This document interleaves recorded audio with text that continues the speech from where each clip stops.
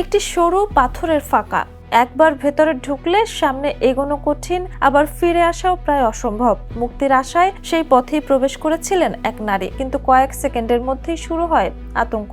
শরীর আটকে যায় পাথরের চাপে, নিঃশ্বাস নিতে কষ্ট হতে থাকে। বাইরে দাঁড়িয়ে থাকা মানুষজনের চিৎকার আর প্রাণপণ চেষ্টা, সব মিলিয়ে মুহূর্তেই সেখানে সৃষ্টি হয় হৃদয় বিদারক পরিস্থিতি। ভাইরাল হওয়া একটি ভিডিওতে দেখা যায় শাড়ি পরা এক নারী অত্যন্ত সরু গুহা সদৃশ পথের মধ্যে আটকে আছেন। কয়েকজন ব্যক্তি তার হাত ধরে টেনে বের করার চেষ্টা করছেন। জায়গাটি এতটাই সংকীর্ণ যে একসঙ্গে একজনের বেশি প্রবেশ করা সম্ভব নয়। দীর্ঘ চেষ্টার পর শেষ পর্যন্ত তাকে নিরাপদে বাইরে আনা হয়। পুরো ঘটনাটি ঘিরে উপস্থিত ভক্তদের মধ্যেও ছড়িয়ে পড়ে আতঙ্ক।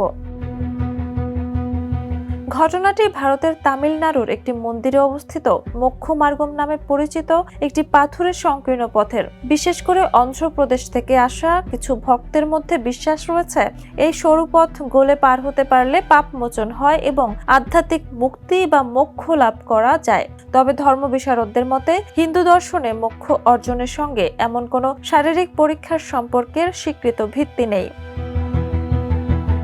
এই ভিডিওটি আরও আলোচনায় এসেছে অন্য একটি মর্মান্তিক ঘটনার কারণে। কয়েকদিন আগেই একই স্থানে অন্ধ্রপ্রদেশের ৩৬ বছর বয়সী এক ভক্ত সরু পথে আটকে শ্বাসরুদ্ধ হয়ে মারা যান। এরপরই প্রশাসন ও মন্দির কর্তৃপক্ষ নিরাপত্তা ব্যবস্থা জোরদার করেছে।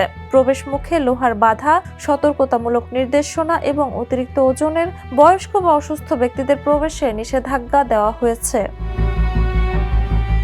Jhuma Mridha, the news.